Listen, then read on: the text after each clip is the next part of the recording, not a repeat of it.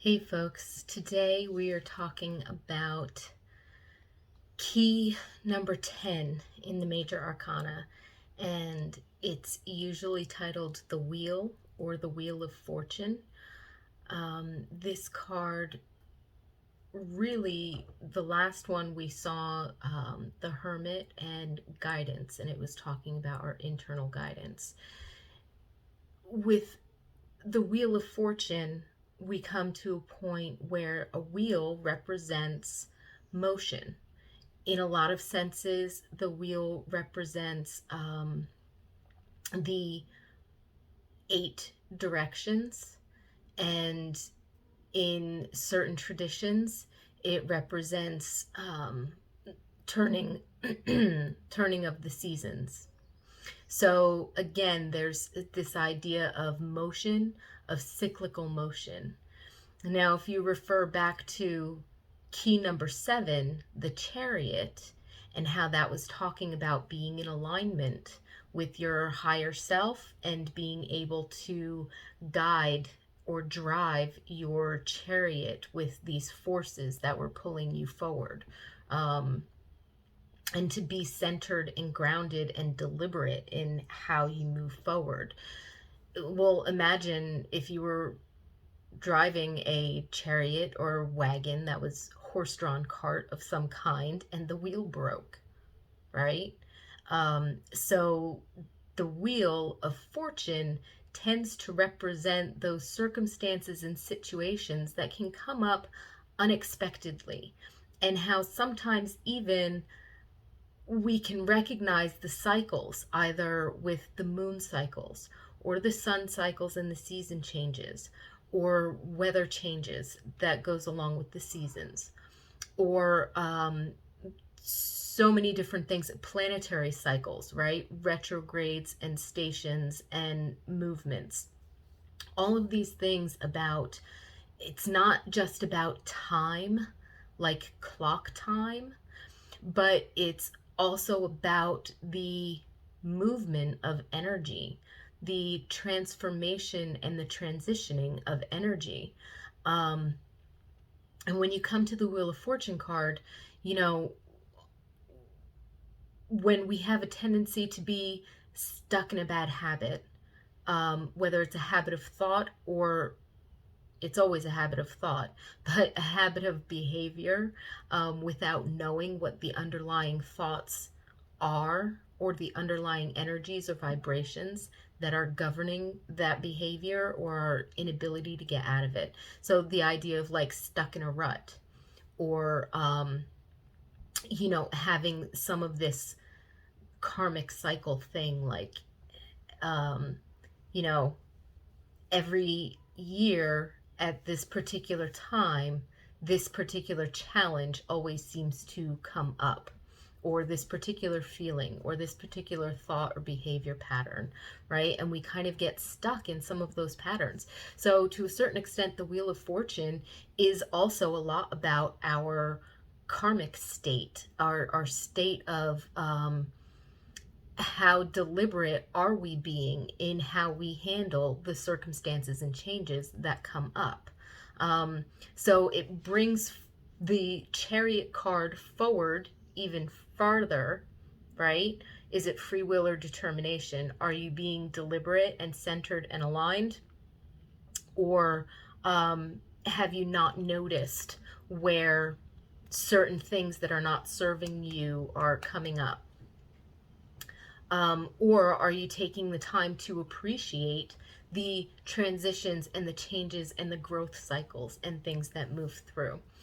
So in one sense, the Wheel of Fortune can indicate time, passages of time, cycles and timelines. In another sense, it also talks about the state of our karma. You might recall, if you're a reader or a philosopher, or if you've looked deeper into certain texts, Joseph Campbell, right? He's famous for Hero of a Thousand Faces. He also wrote, was interviewed by Bill Moyer in The Power of Myth, which was transcribed into a book as well. And there was one part in there where he was talking about the age-old sort of representation of the wheel in so many different traditions and mythologies, um, and how you get stuck on the outer rim and you have to find your way to the center so that you're at the hub of the wheel, so that as everything is cycling and spinning around you, you are remaining steady and things are moving forward for you. And that's where he led into his idea of follow your bliss, which is quoted very often, not just from him, but so many different teachers out there do also express that. So the Wheel of Fortune is representing those cycles, if they are habitual, or if we be the center, as close to the center as often as possible in the hub of the wheel, then the circumstances that consistently change and transition, whether they're good or bad, don't have as great of an influence on us because we are centered, like in the chariot, and we will deliberately decide how we're going to see the situation, how we're going to feel about the situation, and be inspired to act appropriately when things are going well. If we're on the outer rim, then we're just having the experience and we're consistently going through that. It can also be very hopeful in the sense of there's always a way to get out of the stuck rut. There's always a way. There's I mean, on the wheel traditionally, as it's constructed, right?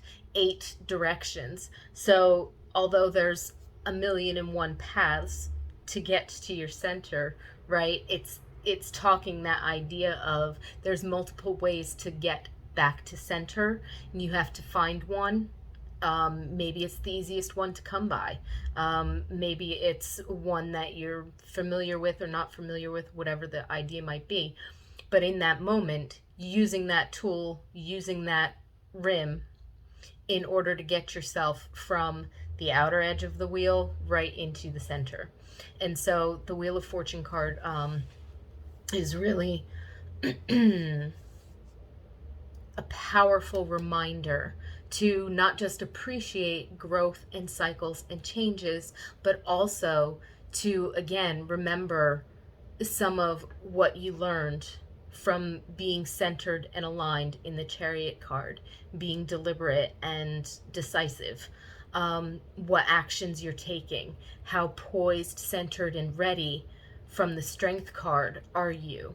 Do you feel like you're standing firmly and solidly on your own personal foundation of being able to trust yourself to handle whatever comes your way? And are you trusting, like in the Hermit card, key number 9, are you trusting your inner guidance? Are you following that light? And so what are the cycles and the changes and the patterns and things happening in your own life? And it's not about so much good or bad karma in terms of things that you've done coming back to you to haunt you, or you being locked into one particular way of doing things because of it's in your chart or something. You're the deliberate creator. You are the common denominator in every experience in your entire life. And so it's up to you to feel, think, act differently, to be centered, to be grounded. And that's there's hope in that, because that gives us a sense of personal power, personal responsibility, and freedom in being able to make those decisions. Well, I got a flat tire. I can't really change that. And who knows why it happened, but that's okay. I do know that I can call the tire people. I can call roadside assistance. I can change a tire myself. there's a spare in the back. I can call somebody for a ride. They can bring me a spare, or whatever the case might be, right? There's always a decision you can make. You can either freak out, or you can calm, center, and say, okay, you know, how can I open up to letting this be okay? How can I open up to the solution rather than focusing on whatever detriment I think the problem has caused? So the Wheel of Fortune has some interesting imagery throughout decks, and sometimes some of them can be disconcerting, some of them not so much, but it's definitely worth giving a closer study when you're looking at patterns, cycles, changes, movement, and or stagnation for that matter, and how maybe to come out of stagnation.